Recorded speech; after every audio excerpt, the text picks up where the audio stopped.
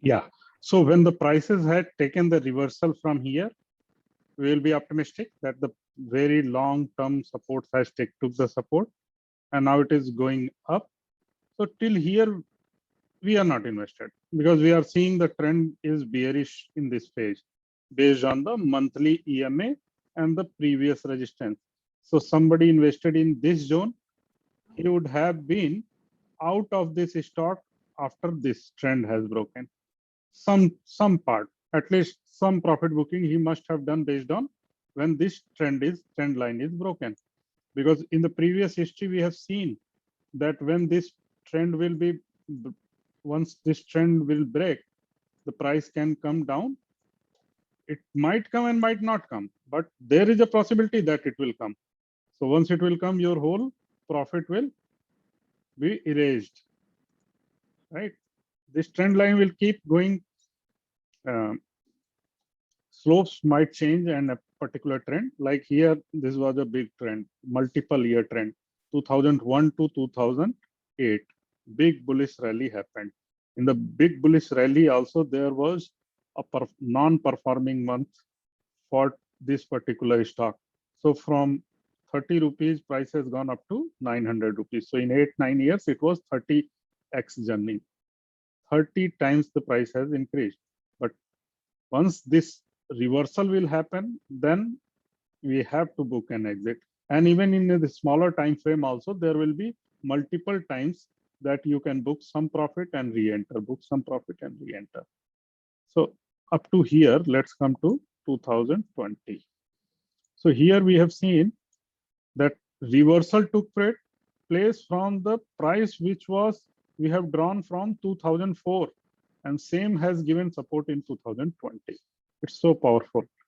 And look at this particular line, which is the recent highs. This is a trend line. The price is breaking down, was coming down with reference to this particular line.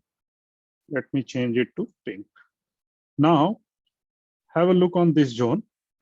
It took the support from 200 month, took the resistance from 50 month and 20 month, and this trend line.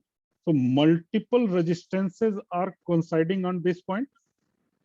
So this is a point of interest when something is happening on this particular area like this. Multiple resistances. So if it will cross, you should be interested because reversal will happen above this pink line. Most of the EMAs, it is crossing. Agree? So after this price, there will be entry. So after the entry, you will watch on each resistances what is happening, which you have done from long back in the history. And you will draw some more new one, like this peak has made. So you will draw something here also. Okay, let's see what happened now onwards. The price took the first resistance here. Resistance took the resistance, right? Price has stopped here on a monthly time frame. Not a reversal did not happen, but it is stopped here. So resistance, then it crossed.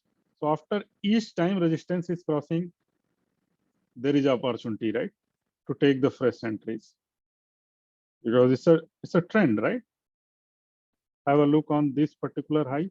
So each time this high, previous high, it is breaking the previous high, there is the opportunity. Now here, till the time any weakness on the monthly chart, no.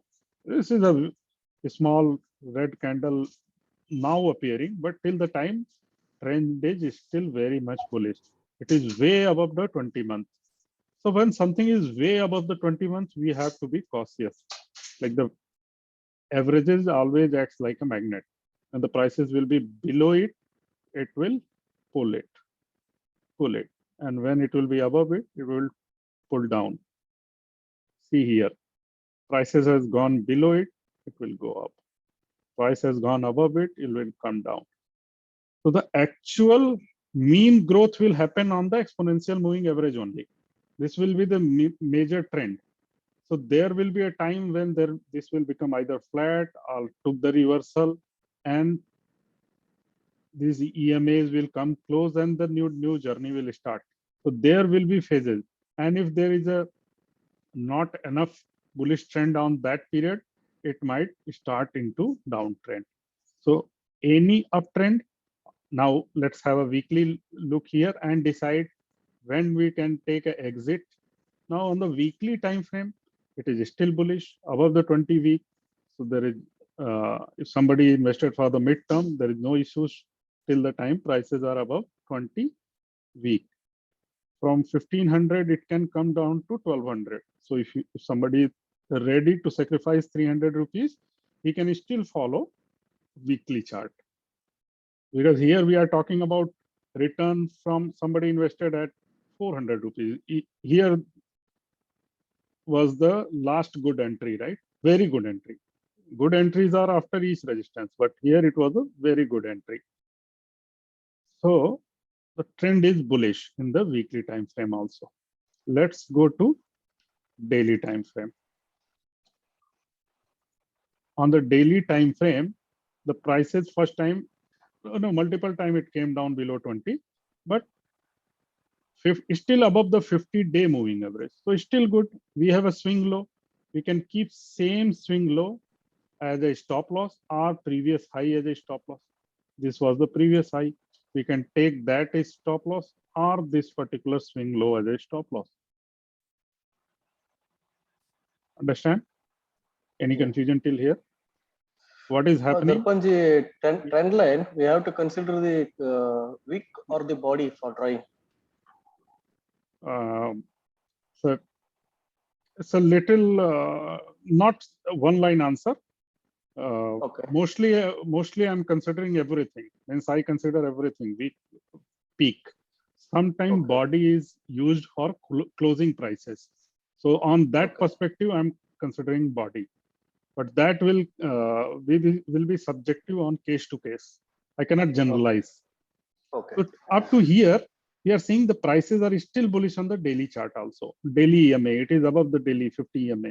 So it is taking the support at 50 EMA. So if this 50 EMA is broken, then some profit booking has to be done. Because next time it will come up to 1246 and this will break, then it will come to another previous support. Where is the previous support? Is this line a previous support or not? The prices has bounced from this particular price, previous right? support, correct. So this is a previous support. This is the previous resistance, so this will act as a previous support. Okay. So these prices, when it will start coming down, somebody already invested will take exit at each step. Just like in the buying, whenever the resistances will cross, you will buy because trend is upside. Whenever the supports will broken, and if you are interested in buying, what you will do, at some support reversal will happen, right? At some support.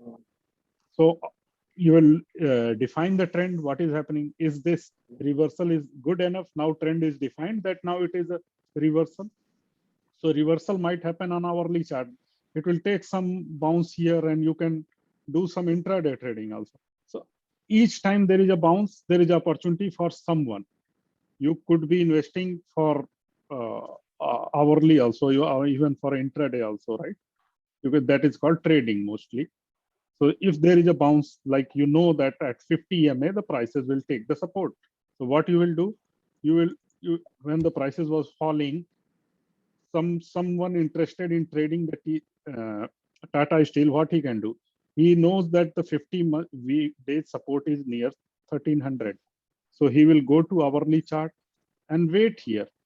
He will draw the line and he will wait for some reversal here. And when he's seen the good rejection, he can take the entry somewhere here. But he is doing for very short period of time. So once it took the resistance on hourly EMA, can you see the resistance here? It took the resistance here also. It took the resistance here also. So when the reversal will happen, he will book the profit. So there is an opportunity on each level, not even hourly, on 15 minutes. But as you know, the smaller the time frame, weaker the trend. Because that can easily break. Somebody can buy a few thousand of Tata Steel and this can turn big green candle. Like when the prices was falling, somebody bought few thousand shares here, right?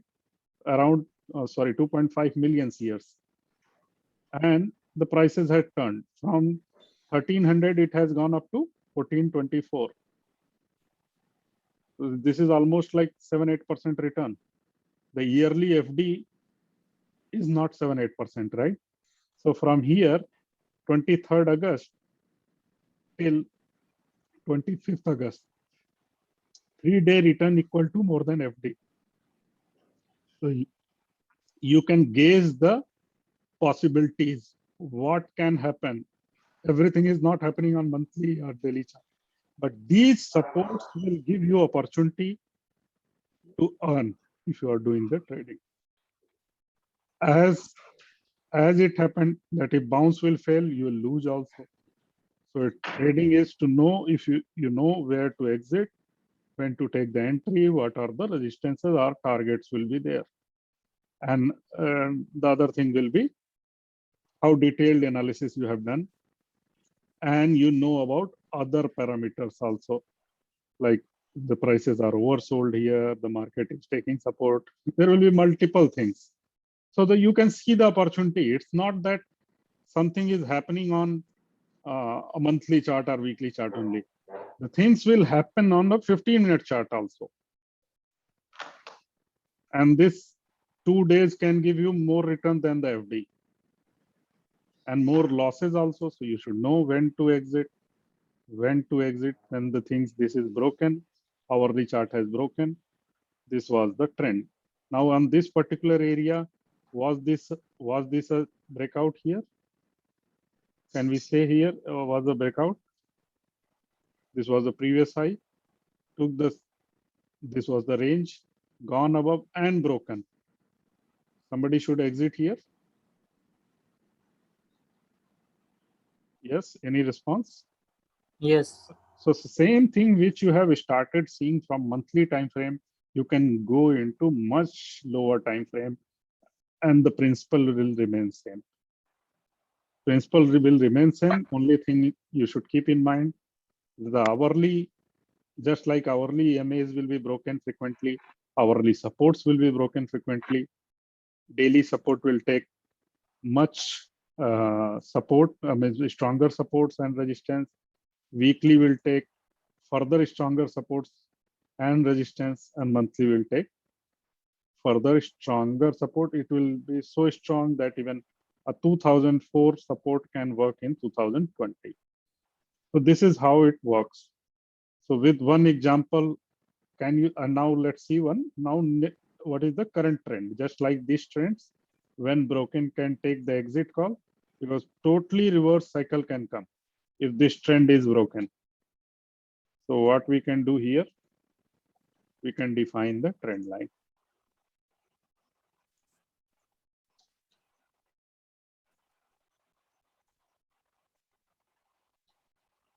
See, on the smaller scale, you can see these resistances acting more in a longer, like to 5th of June till 5th of Jan to 25th March, up to 2 months.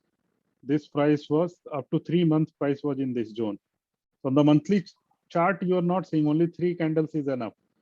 But these things you will see happening after each point. Okay. So here, let's draw a parallel channel with all the swing lows. Here, here, and draw one parallel channel which will cover most of the top points. Here, you can say up to here. Prices is still within this channel, right? Yeah. So till the price are within this channel, the trend is, this is a trend channel, right? Bullish trend channel. So till the prices are within this trend, we can say Tata Steel is good for trading, or you can hold your position. Any questions still here? Sir. Call me Darpan, ma'am. If Sir, nahi bolna. daily. Yes. Yeah. Okay. If and in monthly trend it is bullish, then what should you consider? Tell me again, once again. uh, Yeah. जैसे हम कोई भी एक chart देख रहे हैं, ठीक है, उसका हम ट्रेंड देख रहे हैं, अगर हम डेली बेसिस पे उसका ट्रेंड देखें तो वो बेरिश दिखाता है, और मंथली बेसिस पे देखें तो वो बुलिश दिखाता है, तो हमें कौन सा कंसिडर करना चाहिए? यही बात मैं यहाँ पे पूरा बता रहा हूँ, राइट। फिर से आप देखिए, मंथली से ही शुरू किया था, right. There will be reversal will start on daily. Monthly पे जो बुलिश है वो रिवर्सल मंथली आते आते तो बहुत नुकसान हो जाएगा, राइट। तो any reversal will happen on daily. That's why I said when you take the entry, आपको हर टाइम फ्रेम पे बुलिश रहना चाहिए। मंथली पे बुलिश, वीकली पे बुलिश, डेली, हाँ थोड़ी अपॉर्चुनिटी निकल जाएगी, थोड़ा आपका प्रॉफिट निकल जाएगा, लेकिन एटलीस्ट आप सेफ हो जाओगे। अब जो वीकली मंथली पे बुलिश है वो मंथली सपोर्ट पे काम करेगा, राइट। अब इसी स्टॉक को आप लो, इसका मंथली सपोर्ट कहाँ पे है? अगर ये डेली पे बेरिश हुआ, मंथली सपोर्ट तो यहाँ है ना, लास्ट 20 मंथ का 807 पे। तो अगर यहाँ अगर इसने रिवर्सल लिया तो एक्चुअल मंथली सपोर्ट आपको 800 900 प्राइस के रेंज में मिलेगा। प्रीवियस हाई यहाँ पे है, यहाँ तक भी प्राइस करेक्ट हो सकता है और स्टिल बुलिश रह सकता है मंथली पे। तो मंथली बुलिश जब जस्ट मंथली बुलिश हुआ तभी आपको कंसीडर करना है, उसके बाद तो आपको छोटे टाइम फ्रेम पे आ जाना है। देखिए मंथली बुलिश यहाँ हुआ और इसके बाद तो अभी प्राइसेस बहुत ऊपर हैं, मंथली सपोर्ट तो बहुत नीचे है। तो आपको ये देखना है कि वो मंथली सपोर्ट है कहाँ। डेली बियरिश है लेकिन उसका नेक्स्ट सपोर्ट कहाँ है, और सपोर्ट पे आपको रिवर्सल का वेट करना है। बियरिश ट्रेंड किसी भी टाइम फ्रेम पे आ जाए आपको बाई नहीं करना है, किसी भी टाइम फ्रेम पे आ जाए। अगर वो बियरिश है तो आप क्यों बाई करोगे बताओ? आंसर समझ रहे हो? तो आप उसको डिटेल थिंक करोगे तो आपको समझ में आएगा। देखो लास्ट नेक्स्ट सपोर्ट कहाँ है? अभी मान लो अगर मैं टाटा स्टील की ही बात करूं, टाटा स्टील की बात करूं, हर टाइम फ्रेम का अपना एक रिस्क होगा इन द सेंस, अभी कोई अगर मंथ ये बहुत लॉन्ग टर्म के लिए लेना है किसी को और मंथली से इतना दूर लेगा तो उसका ये रिस्क है। अगर कल को ट्रेंड रिवर्स आ गया और वो तो लॉन्ग टर्म सब इन्वेस्टर है, तो जब तक वो मंथली ट्रेंड नहीं ब्रेक होगा आप तो नहीं सेल करोगे, राइट। तो मंथली ट्रेंड तो यहाँ तक आ सकता है, आपका 40 30 40 50% लॉस हो सकता है। तो आप जब भी जिस टाइम फ्रेम पे इन्वेस्टर होते हो ना, उसी टाइम फ्रेम पे अपॉर्चुनिटी देखनी चाहिए। अब वीकली पे देखूं तो ये वीकली पे अभी तक 20 वीक के ऊपर चल रहा है। तो वीकली पे अभी जिसको बाई करना होगा क्या होगा? रेड कैंडल्स बन रही हैं, सपोर्ट लेके जब उठेगा तो या वो इसके पास में अपॉर्चुनिटी ढूंढ सकता है इस वीक के, जब ये रिटर्न होगा तब। अब जिसको डेली और क्लोजर है वो क्या करेगा? डेली टाइम फ्रेम पे उसने 50 डेज पे रिवर्सल लिया, अभी ये 50 डेज पे बुलिश है, तो आप यहाँ पे इन्वेस्ट कर सकते हो। यही आपका 50 डे ईएमए रह जाएगा, आपका स्टॉप लॉस। यानी अब जब भी ये 50 डे ईएमए ब्रेक करेगा आप क्या करना पड़ेगा? आपको एग्जिट करना पड़ेगा। लेकिन आपको दूसरे पर्सपेक्टिव भी ये देखने हैं कि अभी इसने प्रीवियस हाई से नीचे गैप डाउन दिया है, तो वो सारी चीजें आप पर्सपेक्टिव कंसीडर करना शुरू करोगे। डिसीजन सिर्फ एक चीजों पे नहीं आएगा, इसीलिए मार्केट इतनी इजी नहीं है। एक लाइन पे बाइंग एंड सेलिंग अपॉर्चुनिटी हर बार नहीं मिलेगी, बहुत सारे चीजें क्लोजर लुक में हो रही होंगी, उन उससे कितना बड़ा रिस्क है और कितना बड़ा आपका रिवॉर्ड है वो देख के आप एंट्री लेते हो। यहाँ हम एंट्री क्यों लेंगे? हमें पता होना चाहिए कि कहाँ ऊपर तक जा सकता है।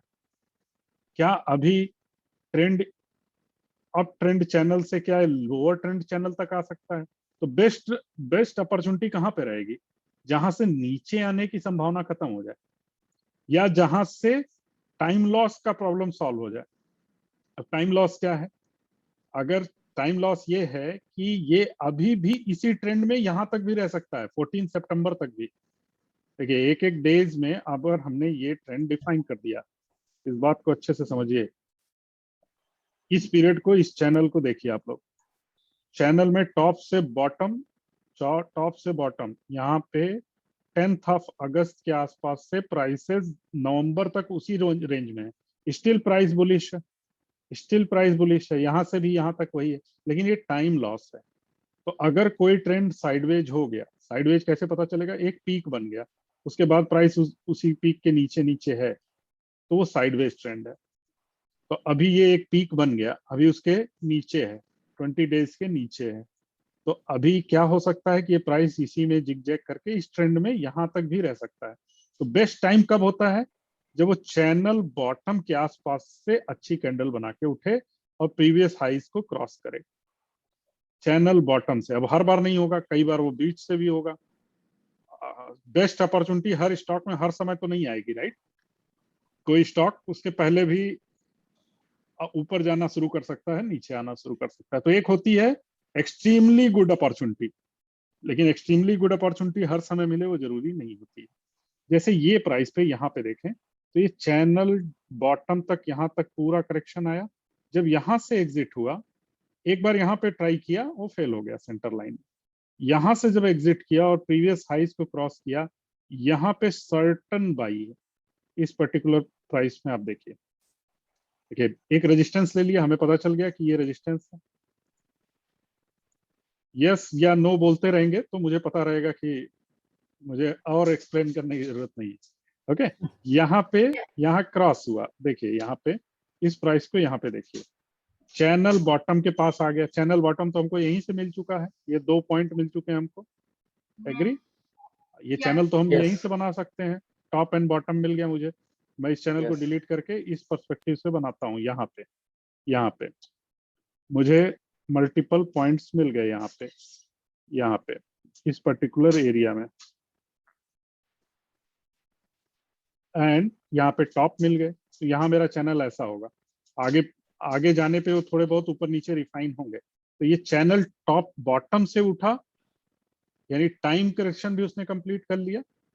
ये जो स्विंग हाई स्विंग लो बनते हैं ना, उसमें ये टाइम करेक्शन प्राइस करेक्शन दोनों फैक्टर्ड होता है। और प्रीवियस हाई भी क्रॉस किया, तो ये प्राइस, ये यहाँ पे एंट्री बेस्ट एंट्री थी। तो अब आगे भी इसी पर्सपेक्टिव का ध्यान रखेंगे। नेक्स्ट रेजिस्टेंस पे उसने एक स्टॉप लिया, सेंटर लाइन के ऊपर चला गया। अब यहाँ पे क्या होगा? यहाँ आपका रेजिस्टेंस होगा, रेडी रहना चाहिए इस रेजिस्टेंस के लिए या नहीं? यहाँ रिवर्सल के लिए रेडी रहना चाहिए। Yes. Yes. क्या Ready रहना हुआ? चाहिए।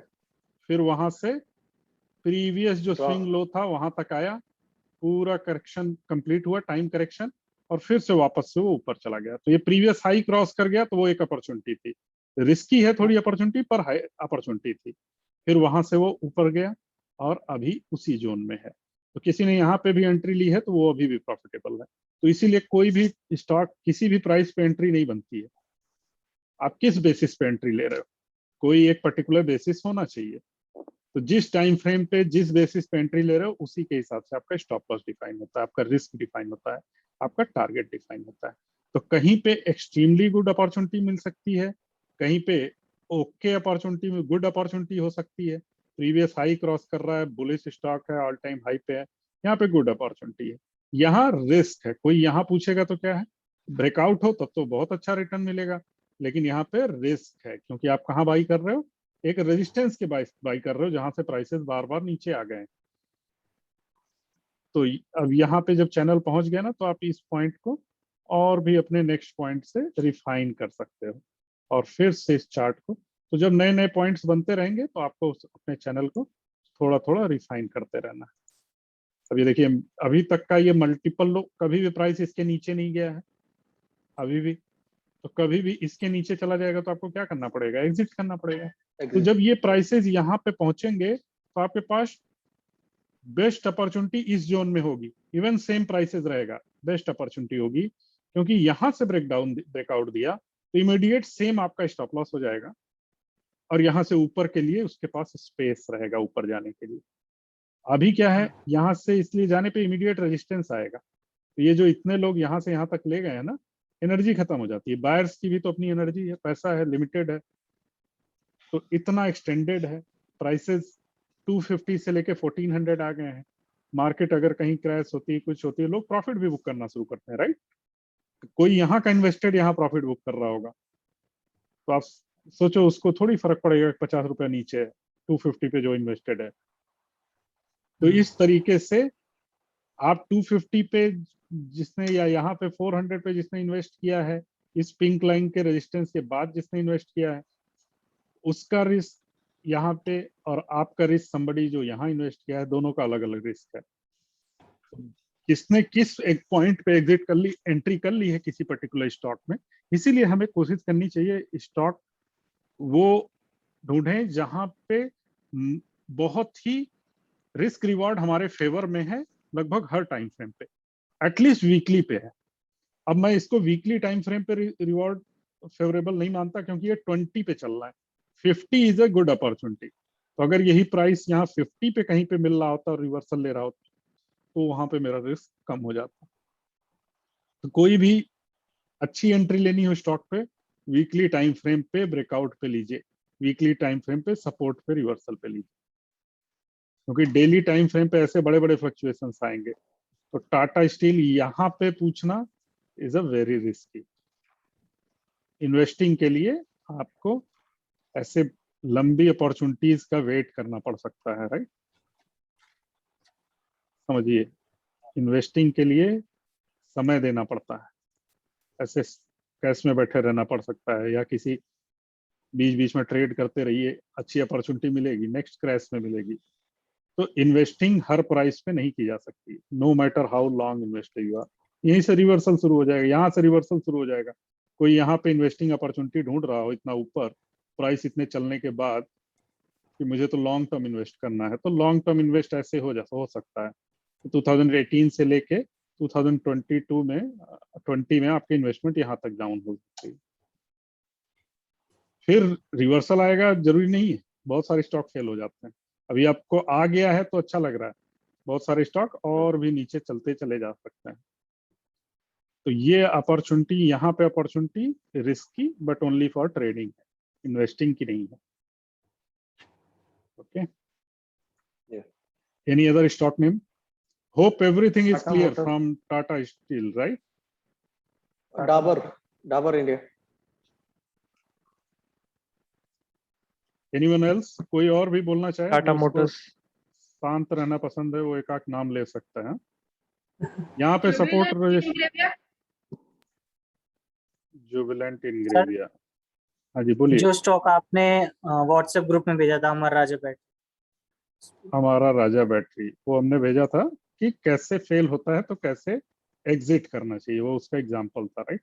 ये टाटा स्टील पे समझ में आ गया कि कैसे हमने हिस्ट्री से शुरू किया और वो कैसे वही सपोर्ट रेजिस्टेंस आगे कैसे काम करते रहते हैं। क्लियर है सबको? तो आप ऐसा नहीं है कि प्राइस बन जाएगा तब आप काम करोगे, आप प्रीवियस पॉइंट्स ही आपके लिए सब कुछ है। अब यहाँ पे हमने ना क्वार्टरली रिजल्ट देखे, ना कोई न्यूज देखी, ना कोई स्टील सेक्टर देखा, कुछ नहीं देखा, right.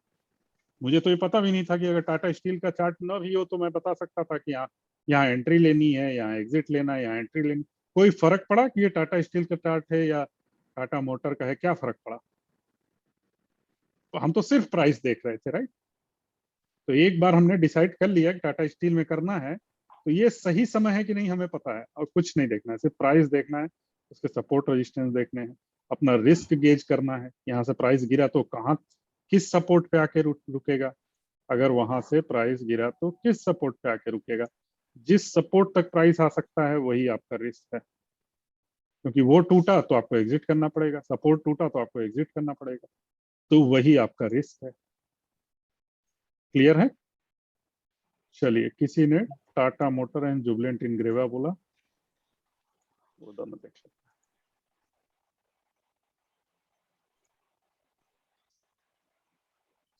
One question, Jatin bhai. हैं। Yes, Support and resistance drawn on higher time frame. Same support and resistance works on lower time frame also. वही तो दिखाया ना आपको, मंथली वही। ड्रॉ किया था, वहीं से रिवर्सल आता है। तो कभी आवरली पे ही आके तो रिवर्स ले रहा होगा ना, 15 मिनट पे आके कहीं ले रहा होगा। लेकिन वो जो लोअर टाइम फ्रेम होता है उसकी सेंसिटिविटी अलग होती है, राइट। वो थोड़ा नीचे भी जा सकता है, फिर आके Right, ऊपर क्लोज हो जाएगा। जैसे उस दिन अगर केपीआईटी की बात करें, क्या हुआ? 315 क्लोजिंग बेसिस था, हम तेजी से गिर रहा था, निकले, क्लोजिंग 315.1 पे हुई, नेक्स्ट डे भी उसके ऊपर हुई, नेक्स्ट डे भी ऊपर हुई। तो लोअर टाइम फ्रेम पे सेंसिटिविटी ऊपर नीचे हो सकती है, हायर टाइम फ्रेम आपको ज्यादा स्टेबल आंसर देगा। तो आप जिस टाइम फ्रेम पे आंसर ढूंढ रहे होगे, अगर आप ज्यादा 5 मिनट पे देख रहे हो, 1 मिनट पे देख रहे हो, तो आपके गलत होने की संभावना ज्यादा है। Okay Okay. लेकिन अब आप अगर 2 दिन में 8% रिटर्न लेना चाहते हो तो वही रिस्क है, राइट? क्योंकि आप लोअर टाइम फ्रेम पे देख रहे हो, लोअर टाइम फ्रेम की कह सकते हो एक्यूरेसी थोड़ी कम रहेगी, राइट? मंथली टाइम फ्रेम पे पता है कि यहाँ ये फेल हुआ तो इसको नीचे ही जाना है, उसकी एक्यूरेसी बहुत बढ़ जाती है मंथली टाइम फ्रेम की। चलिए Right, Tata right. Motors, Tata Motors को देखते हैं। मैं पहले सारी लाइन डिलीट कर देता हूँ। ओके, यहां से देखना शुरू किया, स्विंग बड़े बड़े लोज बन रहे हैं और हाईज भी बन रहे हैं। क्लियरली एक चैनल बनाने का मन हो रहा है। चलिए चैनल बना देते हैं, लोज लो पॉइंट पकड़ते हैं और यहां से एक चैनल ड्रॉ करते हैं। वाह, ये 2 पॉइंट पे जो ड्रॉ हुआ चैनल, तो हम इसको छोड़ दें। यहां से भी देखें तो ये पॉइंट रेजिस्टेंस था, यानी यहां से जो 2 पॉइंट से आपने रेजिस्टेंस ड्रॉ किया वो कब तक वैलिड था?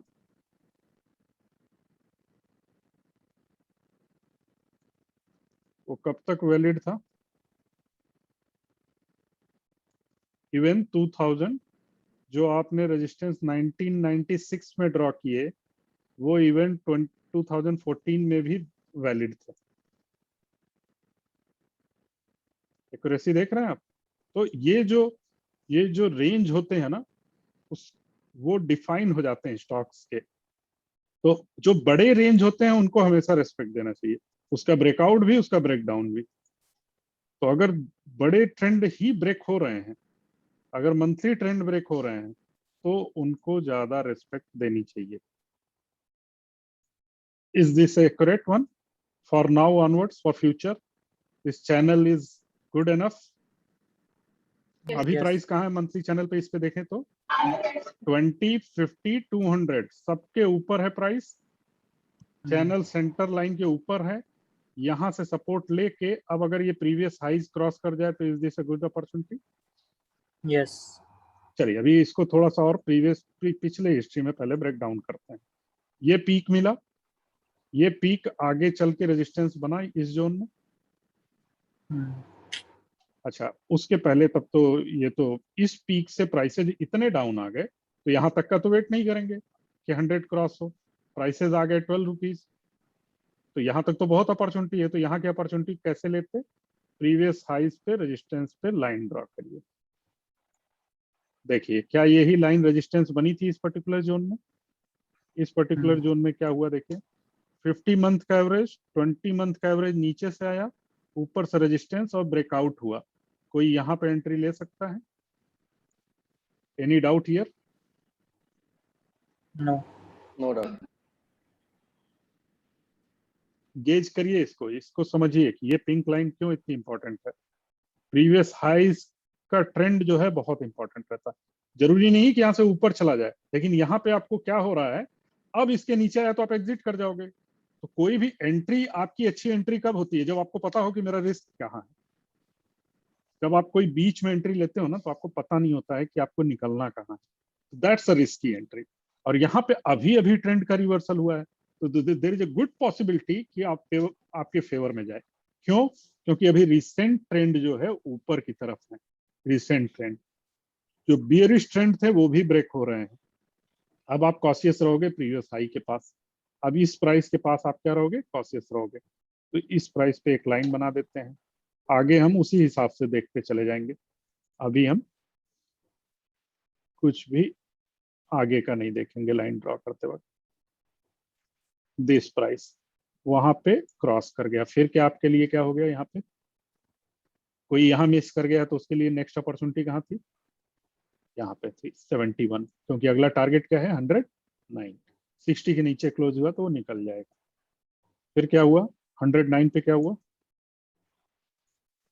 Resistance.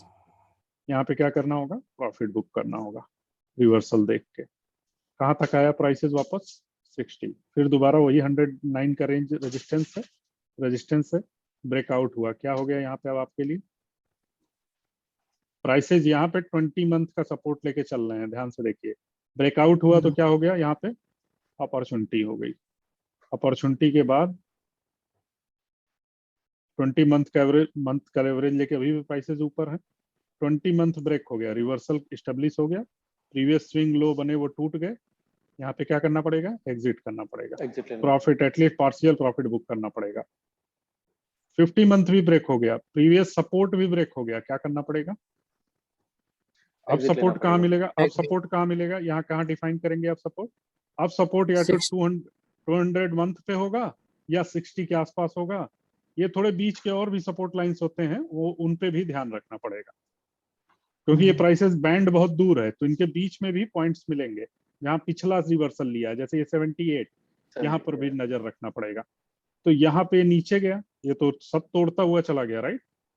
हम्म, अब सब सपोर्ट लेते हुए यहाँ पे एक दूसरा पॉइंट मिला, अभी आपको नहीं पता है कहाँ तक जाएगा, ये प्रीवियस लो, प्रीवियस ब्रेकआउट क्या था, ये देखिए प्रीवियस जो कंसोलिडेशन जोन था, ये जोन, ये जोन, ये जोन, यहाँ तक भी जा सकता था, ऑलमोस्ट वहां तक प्राइसेस चले आए। तो 200 रुपीज से 26 आने में भी देर नहीं लगती है, यही याद रखना है। तो इसलिए कभी भी ट्रेंड ब्रेक होता है तो एग्जिट करना है, प्रॉफिट बुक करना है। तो रिवर्सल हुआ, फिर अपॉर्चुनिटी कहाँ पे मिली, ये रिवर्सल हुआ, तो रिवर्सल हुआ छोटे टाइम फ्रेम पे कहीं यहीं पे मिली होगी, लेकिन अभी हम ट्रेंड के पर्सपेक्टिव से ही देखेंगे और मंथली पे ही देखेंगे, तो मैं छोटे टाइम फ्रेम की यहाँ पे बात नहीं करूंगा। ये मल्टीपल हाईज मिल गए थे, तो ये एक, जब ये पिंक लाइन क्रॉस हुई तो अपॉर्चुनिटी है, 20, 50, 200 मूविंग एवरेज के ऊपर प्राइस है, प्रीवियस रेजिस्टेंस के भी ऊपर प्राइस है, तो यहाँ पे अपॉर्चुनिटी थी। और फिर प्राइसेस कहाँ गए, फिर यहाँ पे ब्रेक हुए, यहाँ पे प्रॉफिट बुकिंग। अब देखिए यहाँ पे हम एक रेजिस्टेंस बना सकते हैं, जो कभी भी ब्रेक होगा तो हमको निकलना पड़ेगा, राइट। चलिए वहां से निकला, फिर वापस घूम गया, फिर एंट्री ले सकते हैं। अब जितनी ऊपर की एंट्री होती है उतनी सेंसिटिव होती चली जाएगी, आपका रिस्क ज्यादा और रिवॉर्ड कम होता चला जाएगा, क्योंकि आप ऊपर के प्राइसेस के पास में है, ऊपर के प्राइसेस के पास में। ओके, फिर क्या हुआ, 20 मंथ चलता रहा तो आप इन्वेस्टेड रहे, और अब जब ये इस रेजिस्टेंस पे पहुंचा जो इस लाइन के पास में है, आपको क्या रहना है वहां पे, रिवर्सल एक्सपेक्ट करना है। जैसे चैनल बॉटम में आप क्या एक्सपेक्ट कर रहे हो, प्राइस डाउन ट्रेंड रिवर्स हो जाएगा, वैसे चैनल टॉप में आपको क्या एक्सपेक्ट करना है, रिवर्सल। उसके बाद वो 20 वीक टूट गया, रिवर्सल यहाँ तक तो पता चल जाना चाहिए कि रिवर्सल आ गया है, प्रॉफिट बुकिंग करना है एटलीस्ट थोड़ा। फिर 50 वीक भी टूट गया, मंथ सॉरी, तो अभी क्या करना है, आई थिंक कंप्लीटली एग्जिट ही कर जाना है। एग्जिट होना। चैनल टॉप में 50 मंथ भी एवरेज टूट जाए, इतनी अच्छी रेंज यहाँ से 25 रुपीज से 600 रुपीज तक का रन हुआ हो, इतनी बड़ी रन के बाद रिवर्सल आ गया तो रिवर्सल मान लेना है। अब जो बाउंस आएंगे वो सब ट्रेडिंग अपॉर्चुनिटी होंगे, क्योंकि ये एरिया आप कहाँ पे हो, बहुत टॉप जोन में हो, राइट। या आप एकदम टॉप जोन में हो, यहाँ पे एक बॉटम बनाया, डबल बॉटम बनाया जो प्रीवियस कंसोलिडेशन जोन था, तो यहाँ ट्रेडिंग अपॉर्चुनिटी है ये सब। फिर ब्रेक हुआ, अब ये छोटे टाइम फ्रेम पे काम कर रहा है, क्योंकि अब बार बार प्राइसेस क्या होने लगे, मंथली ईएमए को डाइसेक्ट करने लगे, राइट। 1, 2, 3, 4 बार डाइसेक्ट कर गया। अब मेरे मंथली ईएमए ने क्लियर कट आंसर देना बंद कर दिया। देखिए जब ट्रेंड रिवर्स होगा ना, तब ये मंथली ईएमए हमारा अच्छे से काम कर रहा है। इस जोन को देखिए,